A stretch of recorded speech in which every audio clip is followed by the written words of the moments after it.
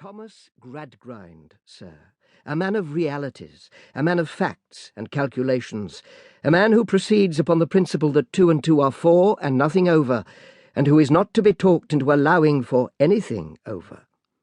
Thomas Gradgrind, sir, peremptorily Thomas Gradgrind. With a rule and a pair of scales, and the multiplication table always in his pocket, sir, ready to weigh and measure any parcel of human nature, and tell you exactly what it comes to. It is a mere question of figures, a case of simple arithmetic.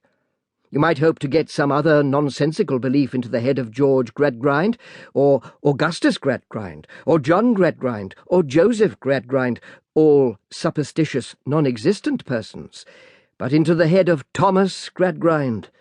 No, sir.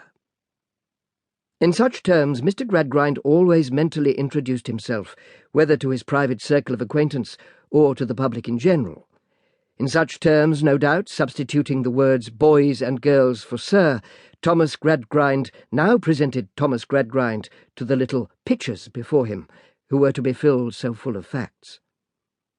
Indeed, as he eagerly sparkled at them from the cellarage before mentioned, he seemed a kind of cannon, loaded to the muzzle with facts, and prepared to blow them clean out of the regions of childhood at one discharge.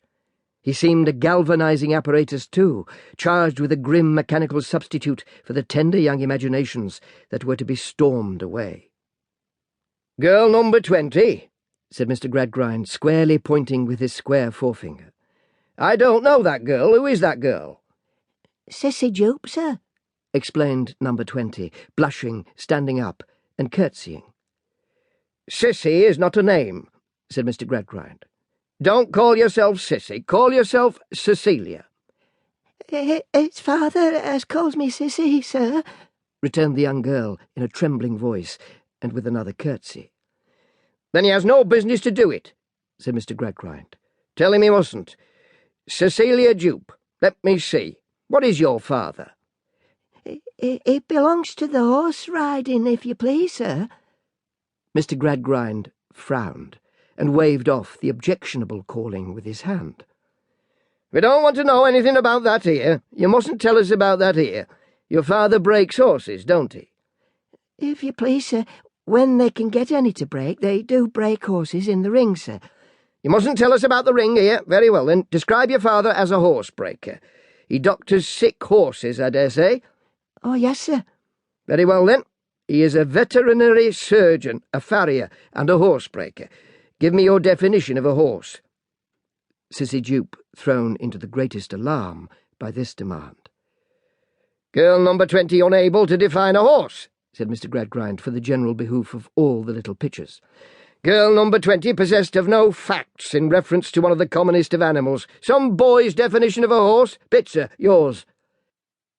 The square finger, moving here and there, lighted suddenly on Bitzer, perhaps because he chanced to sit in the same ray of sunlight, which, darting in at one of the bare windows of the intensely whitewashed room, irradiated Sissy. For the boys and girls sat on the face of the inclined plane in 2 compact bodies, divided up the centre by a narrow interval, and Sissy, being at the corner of a row on the sunny side, came in for the beginning of a sunbeam, of which Bitzer, being at the corner of a row on the other side, a few rows in advance, caught the end. But whereas the girl was so dark-eyed and dark-haired that she seemed to receive a deeper and more lustrous colour from the sun when it shone upon her, the boy was so light-eyed and light-haired that the selfsame rays appeared to draw out of him what little colour he ever possessed.